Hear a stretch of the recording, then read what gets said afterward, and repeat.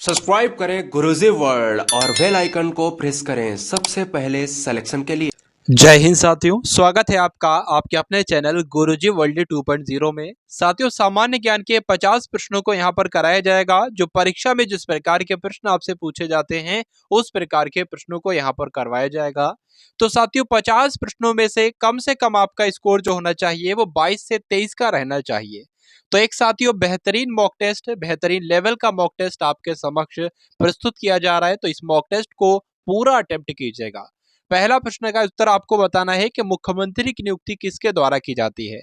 तो मुख्यमंत्री की अगर बात करें साथियों, इसकी नियुक्ति किसके द्वारा की जाती है? राज्यपाल के द्वारा की जाती है। इतना आप सभी लोगों को ध्यान रखना है। तो पहली बात तो साथियों ये हो गई कि मुख्यमंत्री की नियुक्ति कौन करता है? राज्यपाल करता है। अब अगर बात करें राज्य की कार्यपालिका का प्रमुख कौन होता है, तो राज्य की कार्यपालिका का प्रमुख राज्यपाल होता है। ये आप सभी लोग ध्यान रखेंगे। उसके अलावा जितने भी राज्य मतलब जो राज्य के जितने भी विश्वविद्यालय होते हैं, तो राज्य के सभी विश्वविद्यालयों के कुल अधिपति कौन होते हैं? तो राज्यपाल ही सभी विश्वविद्यालयों के कुल अधिपति होते हैं। यह बात आपको ध्यान रखना है। अब उसके बाद देखिए अगले नंबर का साथियों प्रश्न के भारतीय संविधान के कौन से अनुच्छेद में यह अंकित किया गया है कि भारत अर्थात इंडिया राज्यों का संघ है। तो साथियों ये कौन से अनुच्छेद में लिखा हुआ है? पहला अनुच्छेद आपको देखना है और पहले ही अनुच्छेद में यह लिखा हुआ है कि भारत अर्थात इंडिया राज्यों का संघ है। तो राइट आंसर जो होगा वो ऑप्शन नंबर ए हो जाता है। उसके बाद देखिए अगले नंबर का प्रश्न के सर्वोच्च न्यायालय के न्यायाधीश की सेवानिवृत्ति की आयु कितनी होती है। तो सर्वोच्च न्यायालय के जो न्यायाधीश होते हैं इनकी रिटायरमेंट की आयु कितनी होती है? सेवानिवृत्ति की आयु कितनी होती है? 65 वर्ष होती है। तो जो लोग भी यहाँ पर ऑप्शन नंबर बी के साथ हैं बिल्कुल करेक्ट आंसर है आपका। अब उसके बाद देखिए कि हितोपदेश की रचना किसने की थी? विष्णु शर्मा ने, नारायण पंडित ने, भवभूति ने या पतंजलि ने। तो साथियों नारायण पंडित का नाम आप लोग यहाँ पर ध्यान रखेंगे। ये किसकी रचना है? हितोपदेश जो रचना है वो नारायण पंडित की है। तो जिनका आंसर यहाँ पर ऑप्शन नंबर बी के साथ है बिल्कुल करेक्ट है। अगला देखिए कि डबल रोटी बनाने में प्रयुक्त किए जाने वाला बेकिंग पाउडर क्या होता है? Sodium carbonate, sodium bicarbonate, sodium sulphate या सोडियम क्लोराइड। तो यहां पर बात करें साथियों डबल रोटी में जो इस्तेमाल किया जाता है बेकिंग पाउडर उसको हम लोग कहते हैं सोडियम बाइकार्बोनेट। इसलिए इस प्रश्न का सही उत्तर जो होगा वो सोडियम बाइकार्बोनेट यानी कि ऑप्शन नंबर बी हो जाता है। अब अगला प्रश्न देखिए कि स्पाइवियर निम्न में से क्या है? स्पाइवियर जो है ये क्या है? तो आप सभी लोग यहाँ पर याद रखेंगे कि पहचान की चोरी नहीं, एक प्रकार का खेल नहीं, एक प्रकार का सॉफ्टवेयर ये भी नहीं, तो साइबर जासूसी को क्या कहा जाता है? स्पाईवेयर कहा जाता है। ये आप लोग ध्यान रखेंगे। तो जिनका आंसर ऑप्शन नंबर डी के साथ है बिल्कुल करेक्ट है। उसके बाद देखिए कि उत्तर प्रदेश में स्वतंत्रता से पूर्व कुल कितने विश्वविद्यालय थे। तो उत्तर प्रदेश में स्वतंत्रता से पहले कितने विश्वविद्यालय थे? तो साथियों 5 विद्यालय थे। ये आप लोग ध्यान रखेंगे। आजादी से पहले की बात यहाँ पर चल रही है, 5 विद्यालय थे। अगला प्रश्न है कि उत्तर प्रदेश का एकमात्र मुक्त विश्वविद्यालय कौन सा है? तो उत्तर प्रदेश की अगर मुक्त विश्वविद्यालय की बात करें साथियों तो कौन सा होगा? राजर्षि पुरुषोत्तम दास टंडन विश्वविद्यालय की अगर बात करें तो ये मुक्त विश्वविद्यालय है। किस राज्य का? तो उत्तर प्रदेश राज्य का। यह बात आपको ध्यान रखना है। चलिए भाई, अब उसके बाद देखिए कि अगले नंबर का प्रश्न है कि विस्सू, पांचोई और दिया सलाई उत्सव निम्नलिखित में से किस जनजाति द्वारा मनाए जाते हैं। तो साथियों ये कौन सी जनजाति है जिसके द्वारा विस्सू, पांचोई और दियाई उत्सव मनाए जाते हैं? तो आप सभी लोग यहाँ पर याद रखेंगे कि जो जौनसारी जनजाति है, जौनसारी जनजाति के द्वारा साथियों विस्सू, पंचोई और दियाई उत्सव जो है वो मनाए जाते हैं। तो मोस्ट इंपॉर्टेंट प्रश्न है। अब उसके बाद देखिए कि उत्तर प्रदेश के गोरखपुर जिले में स्थित राहुल सांस्कृत्यायन संस्थान में किन दुर्लभ वस्तुओं का संग्रह है। तो पहली बात आपको यह ध्यान रखना है कि राहुल सांस्कृत्यायन संस्थान कहां पर स्थित है? उत्तर प्रदेश के गोरखपुर में स्थित है। पहली बात आप लोग ये ध्यान रखेंगे। और दूसरी बात आप लोग ये ध्यान रखेंगे इसमें किस दुर्लभ वस्तु का संग्रह है। तो इसमें मोहरे हैं, मृदा पात्र हैं और सिक्के हैं। तो राइट आंसर जो होगा वो ऑप्शन नंबर ए हो जाता है। अब अगला प्रश्न देखिए कि उत्तर प्रदेश में स्थित भारत कला भवन निम्नलिखित में से कहां पर स्थित है।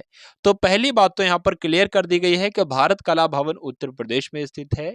लेकिन उत्तर प्रदेश में कहां पर स्थित है? तो उत्तर प्रदेश के वाराणसी में स्थित है। ये आप लोग ध्यान रखेंगे। और आपसे पूछा जाए कि वाराणसी को क्या कहा जाता है तो मोक्ष नगरी कहा जाता है। भाई वाराणसी को, यह बात भी आप लोग ध्यान रखेंगे। अब उसके बाद देखिए कि उत्तर प्रदेश में चित्रकला के विकास में ग्राफिक विधा की शुरुआत किसने की है, ये आपसे पूछा जा रहा है।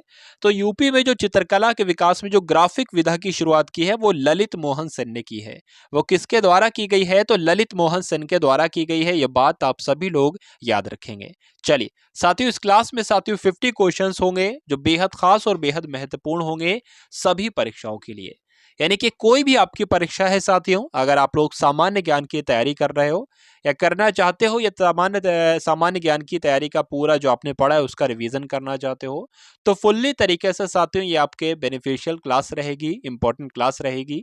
सभी ट्रेंडिंग के हिसाब से क्वेश्चंस आएंगे, यानी कि जो ट्रेंड चल रहा है 2022 में 23 में जो परीक्षाएं हुई हो उसमें जिस प्रकार के प्रश्न पूछे जा रहे हैं उस प्रकार के प्रश्नों की प्रैक्टिस आपको कराई जाएगी। चलिए, तो कंप्लीट तैयारी कराई जाएगी साथियों इस क्लास के माध्यम से, इस चैनल के माध्यम से। तो चैनल को आप सभी लोग जरूर सब्सक्राइब करके बेल आइकन पर क्लिक कर लीजिएगा। चलिए, 13वें नंबर का प्रश्न है कि पुलिस अधिनियम 1861 के अंतर्गत पुलिस शब्द में ऐसे व्यक्ति सम्मिलित हैं जो इस अधिनियम के अंतर्गत आते हैं। तो पुलिस शब्द में कौन सम्मिलित हैं साथियों, ये आप लोग बताएंगे। तो भर्ती किए गए, क्योंकि पुलिस में जितने भी जवान होते हैं वो सब भर्ती किए जाते हैं। तो राइट आंसर जो होगा वो ऑप्शन नंबर ए हो जाता है। अब उसके बाद देखिए कि अपने जिले में विचाराधीन किसी फरार अपराधी का नाम काटने का आदेश कौन दे सकता है। मान लीजिए आपका जिला है, उसमें कोई फरार अपराधी है, उसका नाम अगर उस लिस्ट से हटाना है तो इसका आदेश अगर चाहे तो जिला मजिस्ट्रेट दे सकता है। तो राइट आंसर जो होगा वो आपका ऑप्शन नंबर ए हो जाता है। तो इतनी साथियों उसका जो है वो बात होती है कि जिला मजिस्ट्रेट ये काम भी कर सकता है। उत्तर प्रदेश को पूर्व में किस नाम से जाना जाता था, ये आपसे पूछा जा रहा है। तो उत्तर प्रदेश को पहले किस नाम से जाना जाता था, संयुक्त प्रांत कहा जाता था और इंग्लिश में यूनाइटेड प्रोविंस कहा जाता था। तो ये दोनों बातें आप सभी लोग ध्यान रखेंगे। ऑप्शन नंबर 20 प्रश्न का बिल्कुल करेक्ट आंसर है। किसी पारिस्थितिक तंत्र के समस्त अपघटक नष्ट होने पर कौन सा चक्र सर्वाधिक प्रभावित होता है। तो कौन सा साथियों सबसे ज्यादा प्रभावित होगा, तो जैव भू रासायनिक चक्र होगा। यानी कि इस प्रश्न का सही उत्तर आपका ऑप्शन नंबर सी हो जाता है। उसके बाद देखिए कि सबसे ज्यादा सोने के सिक्के किस काल में चलाए गए। तो वो कौन सा काल था जिसमें सबसे ज्यादा सोने के सिक्के चलाए गए, ये आपसे साथियों पूछा जा रहा है, बताने की कोशिश कीजिए। तो क्या होगा इस प्रश्न का सही उत्तर, तो गुप्त काल हो जाता है। यानी कि आप सभी लोग ध्यान रखेंगे कि सबसे ज्यादा अगर सोने के सिक्के चलाए गए तो वो कौन सा काल था, गुप्त काल था। इंपॉर्टेंट क्वेश्चन है। अब अगला क्वेश्चन देखिए कि निम्न में से किस मुगल शासक ने न्याय की जंजीर लगवाई थी। अकबर ने, जहांगीर ने, शाहजहां ने या औरंगजेब ने। तो साथियों वो कौन सा शासक था जिसने न्याय की जंजीर लगवाई थी अपने दरबार में, तो उस शासक का नाम था जहांगीर और इसने न्याय की जंजीर लगवाई थी। कई बार ये परीक्षाओं में पूछा जा चुका है, इसलिए आपको ध्यान रखना है। अब उसके बाद देखिए कि हर्षवर्धन के राजकवि कौन थे, आपसे पूछा जा रहा है। तो हर्षवर्धन के राजकवि कौन थे साथियों, इनका नाम था बाणभट्ट। यानी कि आंसर जो जाता है वो ऑप्शन नंबर सी के साथ चला जाता है। चलिए अगला प्रश्न देखिए, इसमें आपको बताना है कि भारतीय राष्ट्रीय कांग्रेस के कहां पर आयोजित वार्षिक सत्र में पूर्ण स्वराज का संकल्प अपनाया था। यानी कि भारतीय राष्ट्रीय कांग्रेस का वो कौन सा अधिवेशन था, कहां पर वो अधिवेशन हुआ था जहां पर पूर्ण स्वराज की संकल्प को अपनाया गया था। क्या होगा इस क्वेश्चन का बिल्कुल करेक्ट आंसर, तो कांग्रेस के लाहौर अधिवेशन में साथियों क्या होगा इसका राइट आंसर, पूर्ण स्वराज का संकल्प अपनाया गया था लाहौर अधिवेशन थे। दोहावली, कवितावली, विनय पत्रिका, ये जो भक्ति रचना है ये किस भक्ति संत की, यानी कि कबीर दास की ये तीनों रचनाएं, तुलसीदास की हैं, सूरदास की हैं या रैदास की हैं। तो साथियों ये किसकी है, तो तुलसीदास की है। ये आप लोग ध्यान रखेंगे। जैसे कि दोहावली पूछा जाए तो तुलसीदास की है, कवितावली किसकी रचना है, तुलसीदास की, विनय पत्रिका किसकी रचना है, तुलसीदास की है। तो जो लोग भी यहाँ पर ऑप्शन नंबर बी के साथ हैं उन सभी का बिल्कुल करेक्ट आंसर हो जाता है। अब उसके बाद देखिए कि अद्वैतवाद मत का प्रवर्तक कौन है भाई, ठीक है बताइए। इसका राइट आंसर शंकराचार्य होगा, कबीरदास होगा, चैतन्य होगा या निम्बार्काचार्य होगा। तो अद्वैतवाद मत के प्रवर्तक साथियों किसने किया था, तो राइट आंसर जो होगा वो ऑप्शन नंबर ए हो जाता है, यानी कि शंकराचार्य। ये इंपॉर्टेंट क्वेश्चन है, आप सभी लोग ध्यान रखेंगे। अगले नंबर का प्रश्न आपकी स्क्रीन पर है कि विश्व का सबसे गहरा गर्त मोरियाना ट्रेंच किस महासागर में स्थित है। तो विश्व का सबसे गहरा गर्त मोरियाना ट्रेंच जो है ये कौन से महासागर में है, प्रशांत महासागर, हिंद महासागर, आर्टिक महासागर या अटलांटिक महासागर। तो कहां पर है साथियों, प्रशांत महासागर में है। इस प्रकार आपका सही उत्तर ऑप्शन नंबर ए हो जाता है। अब अगला प्रश्न देखिए कि सवाना चारागाह कहां पर पाए जाते हैं। सवाना घास के मैदान भी आपने सुने होंगे। तो सवाना घास के मैदान साथियों कहां पर पाए जाते हैं, अफ्रीका में पाए जाते हैं, आप लोग ध्यान रखेंगे। तो जो लोग भी यहाँ पर ऑप्शन नंबर बी के साथ हैं उन सभी का बिल्कुल करेक्ट आंसर हो जाता है। साथियों ये 50 क्वेश्चंस का मॉक टेस्ट होगा। सभी क्वेश्चंस को आप सभी लोग अटेम्प्ट करेंगे, सभी क्वेश्चंस को, और अपना अपना स्कोर बताने की कोशिश करेंगे। कमेंट सेक्शन में आपका स्कोर क्या रहा। अब उसके बाद देखिए कि स्वेज नहर किसको किसको जोड़ती है, बताइए। इंपॉर्टेंट क्वेश्चन है, कई बार आ चुका है। तो स्वेज नहर की अगर बात करें तो भूमध्य सागर और लाल सागर को जोड़ने वाली कौन सी नहर है, तो स्वेज नहर है।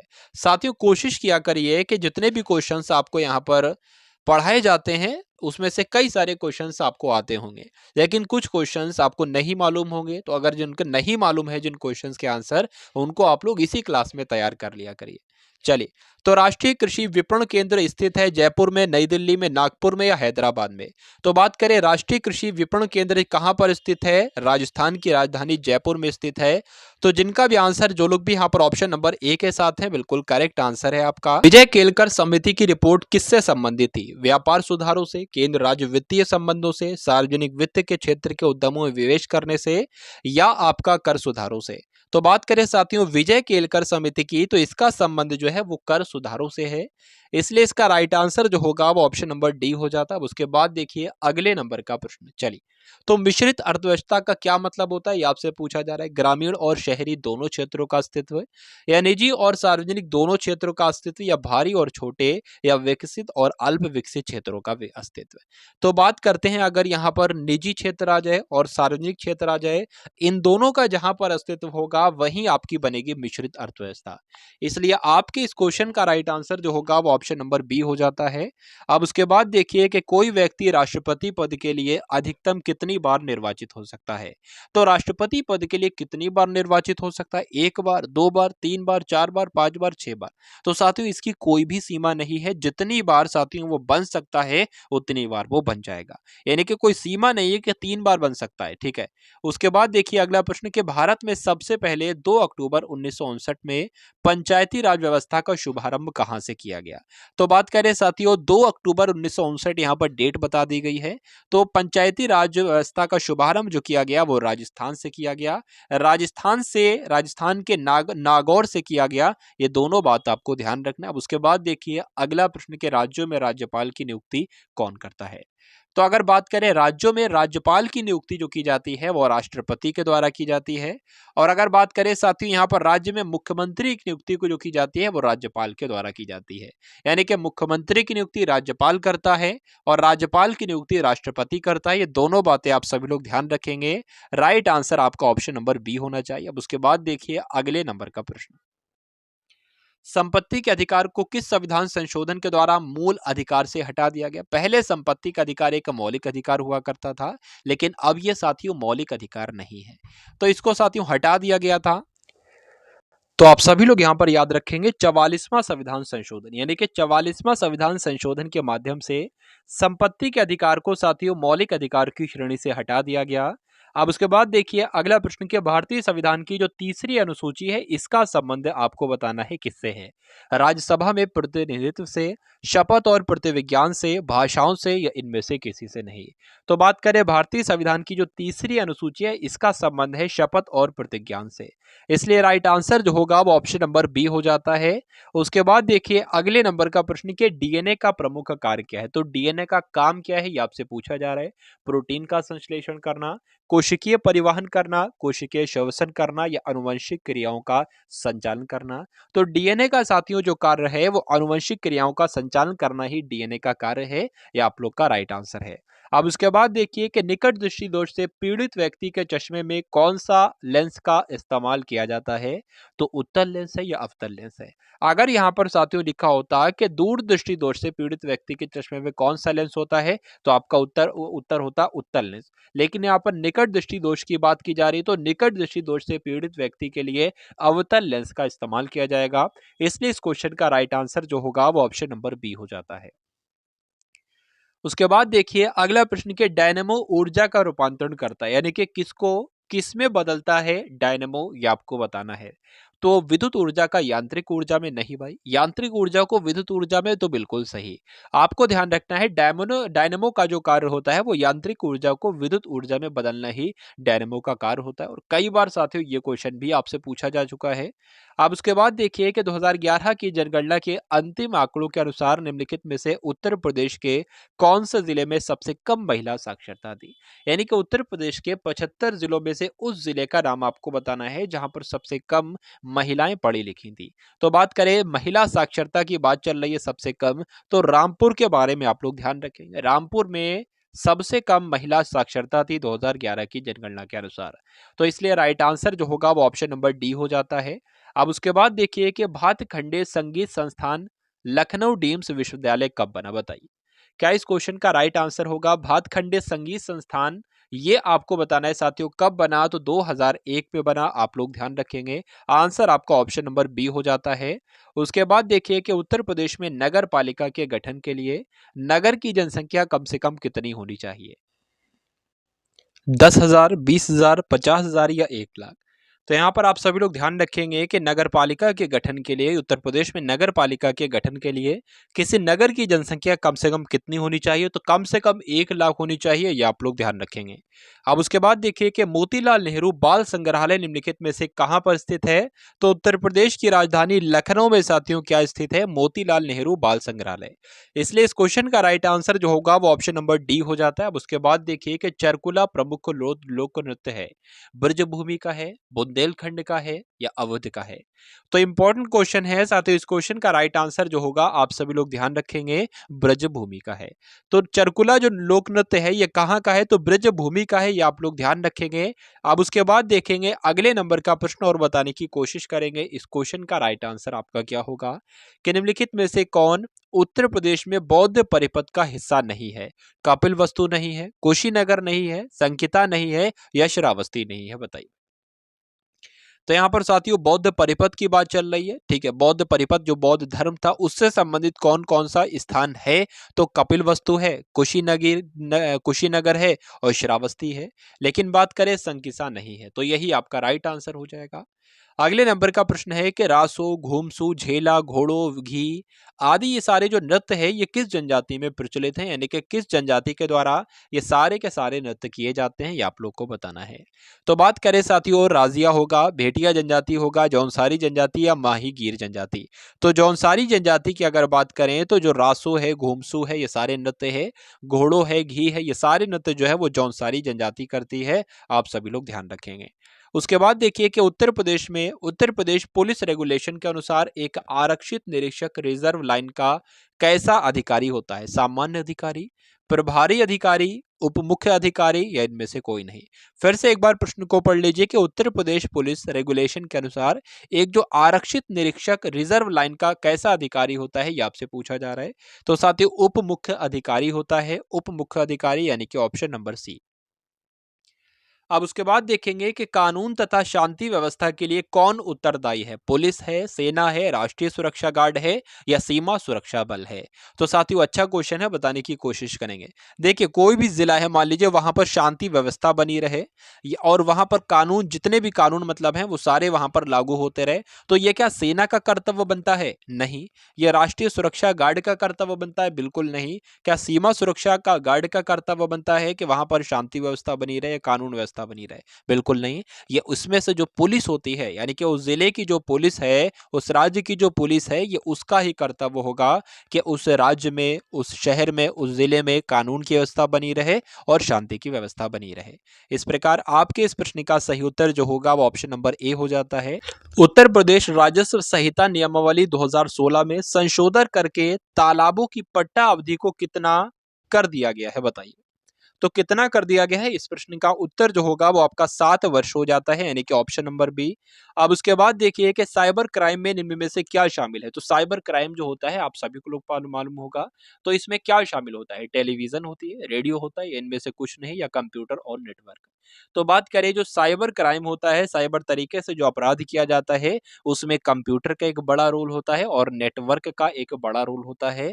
तो इसलिए इस क्वेश्चन का राइट आंसर जो होगा वो ऑप्शन नंबर ए हो जाता है, और जो लोग भी ऑप्शन नंबर ए के साथ हैं बिल्कुल करेक्ट आंसर है आप सभी लोगों का। अब उसके बाद देखिए अगले नंबर का प्रश्न है कि विश्व एड्स दिवस कब मनाया जाता है, ये आपसे पूछा जा रहा है।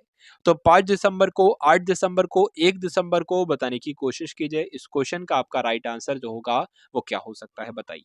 तो बात करें साथियों 1 दिसंबर को कौन सा दिवस मनाया जाता है, विश्व एड्स दिवस मनाया जाता है, ये आप सभी लोगों को ध्यान रखना है। तो साथियों ये थे आपके 50 क्वेश्चंस किसके, सामान्य ज्ञान के। इसमें मैंने साथियों किस किस के, इतिहास के, भूगोल के, संविधान के, अर्थव्यवस्था के, स्टैटिक जीके के यहाँ पर आपको प्रश्न साथियों देखने को मिले होंगे और उसके अलावा साइंस के क्वेश्चन आपको देखने को मिले होंगे।